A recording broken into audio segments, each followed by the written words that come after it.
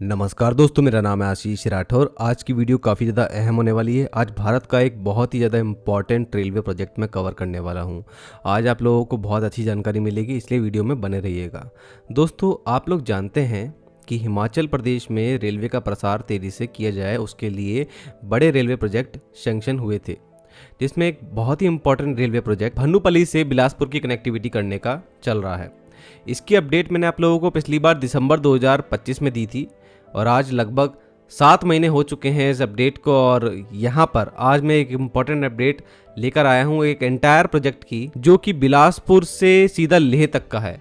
क्योंकि भनुपली का बिलासपुर से कनेक्शन और उसके बाद बिलासपुर से लेह तक का पूरा रेलवे ट्रैक बिछाना, ये है मेन मोटिव भारतीय रेलवे का या फिर भारत सरकार का मैं कहूँ तो। क्योंकि ये बहुत ही ज़्यादा इम्पॉर्टेंट प्रोजेक्ट है, इसमें मिनिस्ट्री ऑफ डिफेंस भी इन्वॉल्व है। तो समझते हैं क्या प्रोजेक्ट है, अभी कहाँ तक क्या काम हुआ है, और उसके बाद फिर मैं आप लोगों को एक ओवरव्यू दूंगा पूरे ही एंटायर 489 किलोमीटर के Bilaspur Leh railway line project का। चलिए सबसे पहले मैं बताता हूँ आप लोगों को दोस्तों भनुपली बिलासपुर बैरी रेलवे लाइन प्रोजेक्ट के बारे में। इसके बाद हम समझेंगे बिलासपुर से लेह तक रेलवे लाइन कैसे बिछाई जाएगी।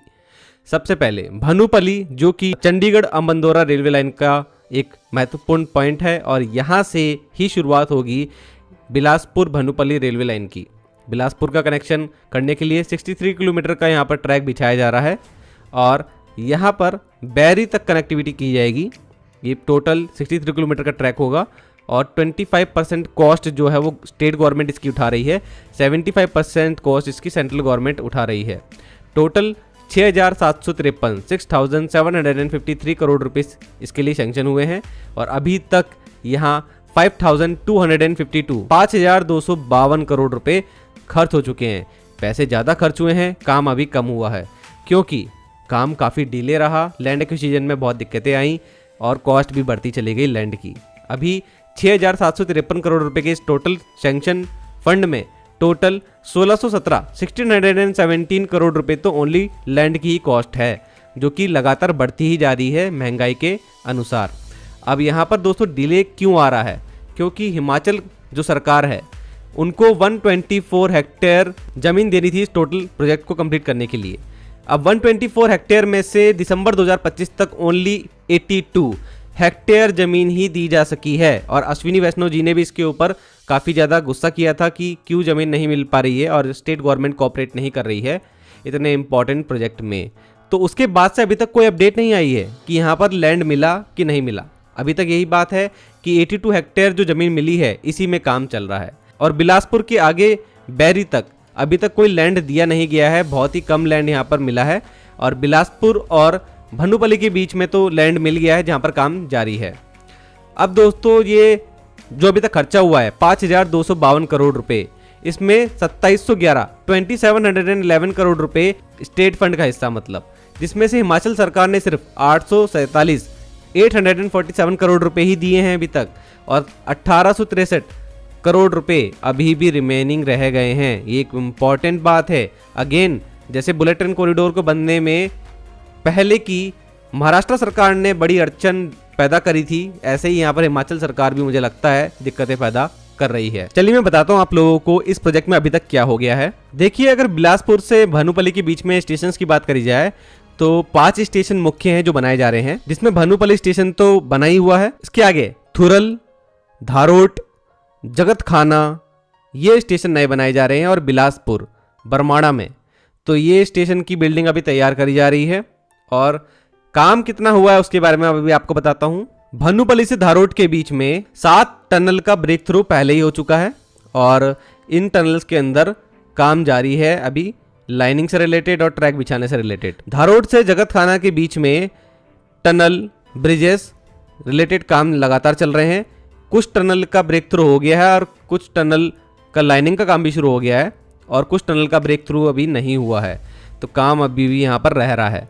जगत खाना से बिलासपुर के बीच में बड़े ब्रिजेस जो हैं, वायडक्ट जो हैं और टनल जो है, उनका काम अभी बचा हुआ है क्योंकि यहाँ पर अभी लैंड एक्विजिशन का काम हुआ ही नहीं है।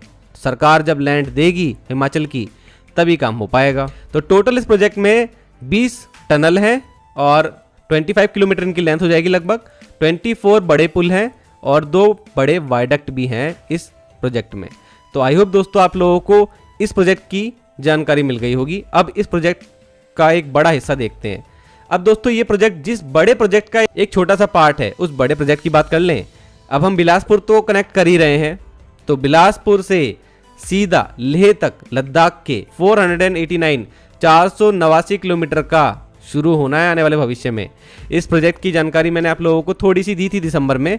अब मैं आपको थोड़ा और बताता हूँ कि आगे और क्या जानकारी मिली है, और यही आप लोगों को जानने में मिलेगा कि भारत का सबसे ऊंचा, या मैं कहूँ दुनिया का सबसे ऊंचा रेलवे स्टेशन भारत में बनने जा रहा है जब ये प्रोजेक्ट पर काम शुरू होगा। कहाँ बनेगा, कैसा बनेगा, क्या नाम होगा, वो भी आप लोगों को अभी पता लग जाएगा। दोस्तों वर्ष 2016 में मिनिस्ट्री ऑफ डिफेंस ने लगभग 14 strategic railway line project propose किए थे। इसमें नेपाल, पाकिस्तान और चाइना बॉर्डर पर ये रेलवे लाइन बननी थी, जिससे हमारे देश की आर्मी को बहुत ज़्यादा सपोर्ट मिलता बॉर्डर एरियाज में, और हम लोग अपने बॉर्डर एरिया को और ज़्यादा मजबूत कर सकते थे।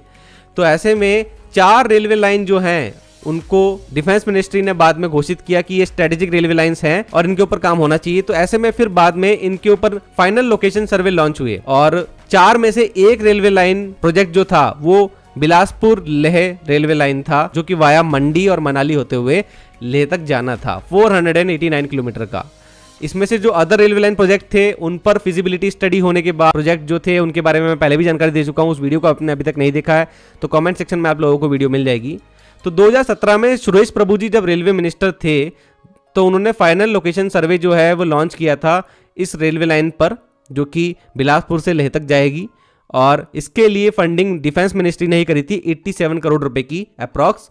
और डिफेंस मिनिस्ट्री का इन्वॉल्वमेंट बहुत ज़्यादा इसलिए भी है क्योंकि उनका इससे बहुत ज़्यादा लाभ होने वाला है। अब दोस्तों इस प्रोजेक्ट का फाइनल लोकेशन सर्वे कंप्लीट हो गया था, और मैंने आप लोगों को पिछली वीडियो में जानकारी दी थी। अब इसके ऊपर डीपीआर का काम शुरू होगा, detail project report. Final location survey complete हुआ था, तो आप लोगों के सामने है ये रेलवे लाइन। देखिए आप यहाँ पर बताया हुआ है लगभग 1 लाख करोड़ रुपए के आसपास इस प्रोजेक्ट में पैसा लगना था। लेकिन आज के टाइम पर मैं आप लोगों को बड़ी अपडेट ये देने जा रहा हूं कि इस प्रोजेक्ट की अब टोटल कॉस्ट 1.31 लाख करोड़ पहुंच गई है, 1,31,000 करोड़, क्योंकि डीपीआर बन गई है। इतनी कॉस्ट निकल के आई है, और साथ में ही इसमें लगभग 37 स्टेशन भी बनेंगे। 5 स्टेशन भनूपली से बिलासपुर के अगर मिला लें तो टोटल 42 स्टेशन हो जाते हैं, और बिलासपुर से लेह के बीच में 37 स्टेशन अप्रॉक्स बनाए जाएंगे। अभी क्या हो रहा है दोस्तों, डीपीआर तो बन गई है, सामने निकल के भी आ गया कि कितना पैसा इस प्रोजेक्ट में लगेगा, और स्ट्रेटेजिक रेलवे लाइन प्रोजेक्ट इसको घोषित भी कर दिया मिनिस्ट्री ऑफ डिफेंस ने, तो इंपॉर्टेंट तो है। तो cabinet committee of economic affairs अब इसके ऊपर फैसला लेगी कि इस प्रोजेक्ट को अप्रूव करना है नहीं करना है, फंडिंग कैसे होगी, फंडिंग के क्या क्या यहाँ पर तरीके अपनाए जाएंगे, फिर उसके बाद ईपीसी या फिर कंस्ट्रक्शन कॉन्ट्रैक्ट्स को निकाला जाएगा, कंपनीज को कॉन्ट्रैक्ट मिलेंगे, और फिर आगे इस पर काम शुरू होगा, और लैंड एक्विजिशन का काम भी करना है जो कि बहुत इंपॉर्टेंट है। तो फाइनल लोकेशन सर्वे से रिलेटेड काम तो हुए, डीपीआर भी बनी। तो अभी तक ये सारे काम दोस्तों जो है वो सामने निकल कर आए हैं। एलएसी के नज़दीक जाएगा ये प्रोजेक्ट, जहां पर ये प्रोजेक्ट एंड होगा। तो स्टेशंस के नाम भी जान लेते हैं, और क्योंकि लाइन ऑफ एक्चुअल कंट्रोल पर हमारी आर्मी को बहुत ज़्यादा मुश्किल परिस्थितियों से गुजरना पड़ता है, और आप जानते हैं लद्दाख में स्थिति कितनी बिगड़ जाती है सर्दियों के समय, और वैसे भी 12 महीने वहाँ पर कितना ज़्यादा परेशानियों का सामना करना पड़ता है हमारे सैनिकों को। तो उनको रेलवे के माध्यम से ऑल वेदर कनेक्टिविटी अगर मिल गई तो इससे बड़ी बात क्या होगी, हमारे देश के लिए भी बहुत ज़रूरी है।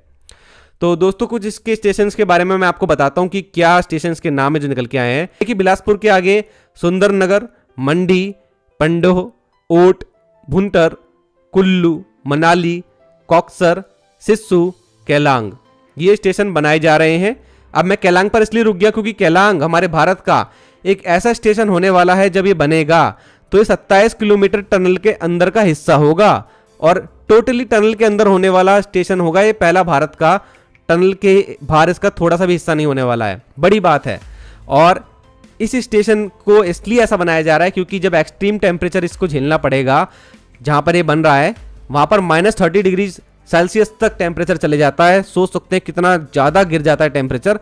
ऐसे में इस स्टेशन के द्वारा ट्रेन की आवाजाही होती रहे, इसलिए इसको पूरी तरीके से अंडरग्राउंड स्टेशन ही बनाया जाएगा टनल के अंदर। अब केलांग के आगे चलते हैं। दारचा, पांग, डेमरिंग, अगला स्टेशन होगा टेंगला। ये 5359 मीटर की ऊंचाई पर बनेगा और यही वो स्टेशन है जो कि बन जाएगा जब तो चाइना के टेंगुला स्टेशन को सरपास कर जाएगा।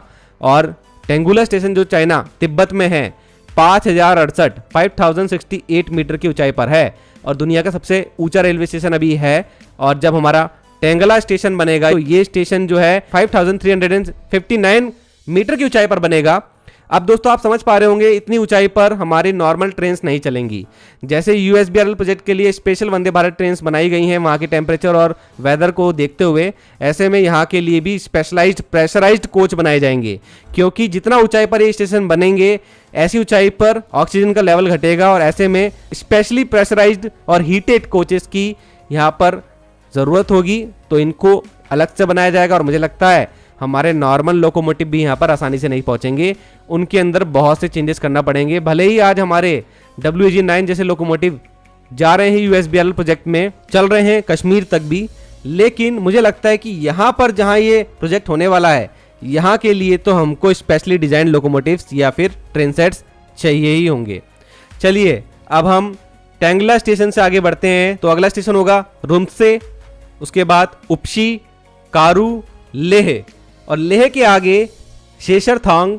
ये एक टर्मिनल होगा और ये एक सैन्य टर्मिनल होगा, मतलब यहाँ पर आर्मी के बेस कैंप्स मौजूद होंगे और सेना के लिए यहाँ पर सीधा कनेक्टिविटी हो जाएगी रेलवे लाइन की। और यही एक बड़ा मोटिव है, लोगों को यहाँ पर फायदा होगा वो बात ज़रूरी है, लेकिन सबसे ज़रूरी बात यह है कि हमारी आर्मी को किसी भी स्थिति में कोई कमी नहीं आएगी जब ये रेलवे लाइन बन जाएगी। अब ये सरकार के ऊपर डिपेंड करता है कि इतनी कॉस्ट वाले इस रेलवे प्रोजेक्ट को किस तरीके से यहाँ पर शुरू करना है। जल्द से जल्द शुरू करना ज़रूरी है, क्योंकि अभी काफ़ी समय बीत चुका है और अब अगर हम इस प्रोजेक्ट को शुरू नहीं करेंगे तो काम कैसे जल्दी होगा। हमने यूएसबीआरएल प्रोजेक्ट में 40 साल देखा है कि काम चलता रहा है। आज भी अगर इस प्रोजेक्ट में हम शुरुआत जल्दी नहीं करेंगे तो इसमें भी काफ़ी डिले आएंगे। आज लेकिन कंस्ट्रक्शन टेक्नोलॉजी काफ़ी ज़्यादा अच्छी आ चुकी है भारत के पास भी, मैन पावर काफ़ी ज़्यादा ट्रेंड है, अच्छी है। मुझे लगता है कि अब इस तरीके के प्रोजेक्ट को करने में ज़्यादा परेशानी नहीं आएगी। हाँ, लेकिन आप लोगों को एक बात और बता दूं, 489 किलोमीटर के इस बिलासपुर लेह प्रोजेक्ट में 270 किलोमीटर तो टनल का ही एरिया है, जो कि बहुत ही ज़्यादा बड़ा एरिया टनल के अंदर आता है। इसका मतलब भारत को बड़ी मात्रा में बहुत ही ज़्यादा हैवी और कैपेबल टनल बोरिंग मशीन्स की नीड होगी, जो कि हिमालय के इस क्षेत्र में टनलिंग के काम कर सके, क्योंकि बहुत ही ज़्यादा क्रिटिकल है। यहाँ की टेरेन और पत्थर भी डिफरेंट तरीके के हैं, इसको काटने के लिए डिफरेंट टाइप की बहुत ही ज़्यादा स्पेशलाइज्ड टनल बोरिंग मशीन्स की ज़रूरत पड़ेगी। और मुझे लगता है कि भारत को इन मशीन्स को लेकर के अभी से ही इंडिया में मैन्युफैक्चरिंग को लेकर के कुछ सोचना चाहिए, जिससे कि हम सेल्फ रिलायंट हो सकें इस तरीके के सेक्टर में और दूसरे देशों के ऊपर इस तरीके की मशीन को लेकर हम डिपेंड ना रहें। तो इतना बड़ा हिस्सा जो टनल में से होके गुजरेगा, तो टनल टोटल होगी 62 अभी तक की जानकारी के हिसाब से। 55% हिस्सा जो है वो टनल का होगा इस प्रोजेक्ट में और 116 छोटे माइनर ब्रिजेस भी इस प्रोजेक्ट में बनाए जाएंगे। तो एक बहुत ही ज़्यादा क्रिटिकल प्रोजेक्ट तो ये होने जा रहा है और मुझे लगता है कि देश का सबसे मुश्किल प्रोजेक्ट भी ये होगा जब ये शुरू होगा। तो आई होप दोस्तों आप लोगों को वीडियो पसंद आई होगी। इस तरीके की जानकारी पाने के लिए आप मेरे चैनल के साथ बने रहिएगा। आज के लिए इतना ही। वंदे मातरम, भारत माता की जय।